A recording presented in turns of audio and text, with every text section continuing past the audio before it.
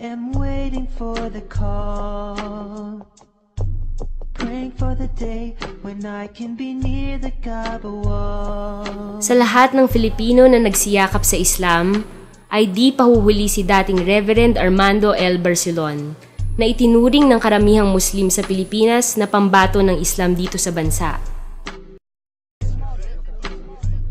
Si Reverend Armando Barcelon, na ngayon ay Ustadz Ahmad Barcelon, ay walang kapagod-pagod sa pagpapalaganap ng Islam. Maging ang kabundukan ay kanyang tinatawid, maiparating lamang niya maging sa liblib na dako ng Pilipinas ang mga aral ng Islam. Sa unang tanong ko, ginusto po ba ni Jesucristo na siya'y maipako sa krus? Siya ay tinaguriang Ahmed Didat ng Pilipinas dahil sa kanyang pakikipagdebate sa mga ngaral ng iba't ibang relihiyon. Paano kung maipakita ko sa Biblia na bawal ang pag-ahit ng balba? Sa kagabi mo, hindi ka kalapat-dapat ng aral. Marami sa mga kakristyanuhan sa iba't ibang sekta ang nagsiyakap sa Islam. Bukod pa dito ang libo-libong nagsiyakap sa Islam sa kanyang palatuntunan sa radyo. Sa kabituran ng iyong puso, kapatid ng LB, ang iyong panunumpa ng pagyakap sa Islam. Asyhadu an la ilaha. Sa pagbisita ko sa kanya, ako ay namangha sapagkat kakaiba sa mga mangangaral ng ibang relihiyon na nagtatamasa ng karangyaan. Di ako makapaniwala kung hindi ko nasaksihan na ang pinakapopular na mangangaral ng Islam sa Pilipinas ay ganito kasimple at kapayak ang pamumuhay. Walam yakul lahu kufuwan ahad. Walam yakul lahu kufuwan. Bismillahirrahmanirrahim. Qul huwallahu ahadun illahus samad. Lam yalid wa lam yulad wa lam. Sa totoo lang po, wala sa hinagap ko na yumakap sa pananampalatayang Islam. Ni sa guni-guni ay hindi ko akalain na ako po ay magiging isang mananampalatayang Muslim. Dahil maganda na po ang kalagayan ko at naabot ko na po ang isang mataas na kalagayan sa reliyong Kristyanismo. Matayog na kalagayan ang isang maging reverend na pinapangarap ng bawat mga ngaral na mga Kristiyano. Ngunit, dumating po sa pagkakataon na ako po ay naghahanap na ng katotohanan. Sa totoo lang po, walang nag-akay sa akin na yumakas sa pananampalatayang Islam. Tanging ang Diyos lamang ang siyang gumabay sa akin, tanging ang Allah, subhanahu wa ta'ala ang siyang naggabay sa akin. Nakita ko ang Islam dahil hinanapan ko lang po ito ng kamalian. Upang gamitin ko sa pagpapalaganap ko sa pag-akay sa reliyong Kristyanismo na aking nakamulatan at aking pinaghirapan na maabot. At dahil sa paghahanap ko ng kamalian sa reliyon ng Islam, nasumpong akong kamalian ay mismo pala ang aking reliyon ang siyang tadtad ng kamalian. Yung po ang naging dahilan, naging susi upang mayakap ko ang tunay na reliyon na mula sa Diyos.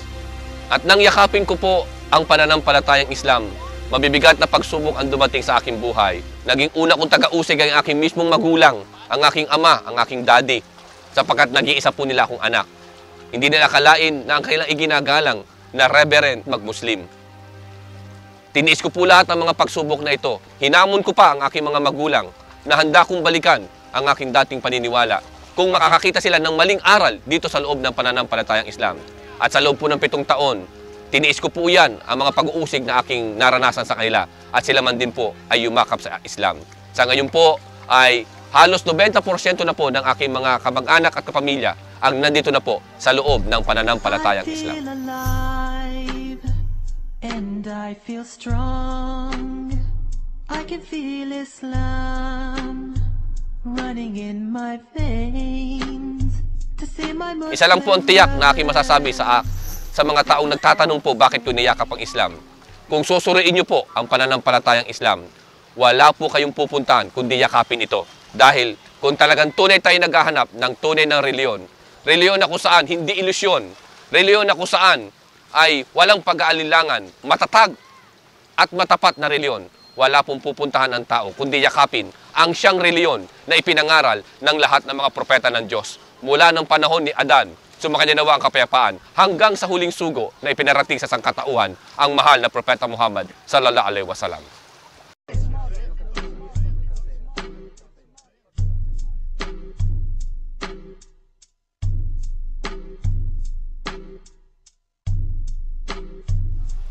Sa aking mga kababayan at sa aking mga kapwa mga ngaral, anumang klaseng reliyon o sekta na inyong kinabibilangan, kaibigan, subukan niyong saliksikin ang pananampalatayang Islam. Huwag tayong maging bias. Kung tunay tayong may takot sa Diyos at naghahanap ng matuwid na pananampalataya, huwag nating ipagmalaki na tama na ang ating kinalalagyan. Subukan natin na suriin din ang ibang reliyon at pakisama nyo na po ang pananampalatayang Islam. Baka naman sa inyong pagkasaliksik ay tunay na masumpungan nyo, kagaya ko, ang tunay na reliyon.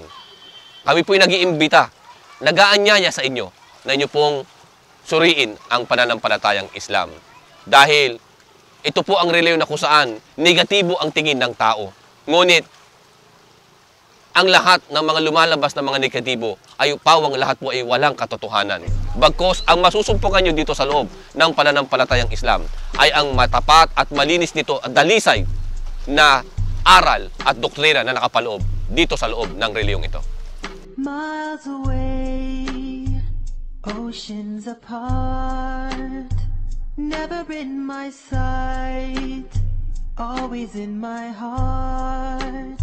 The love is always there, it will never die, only growing stronger, a tear rolls down my eye.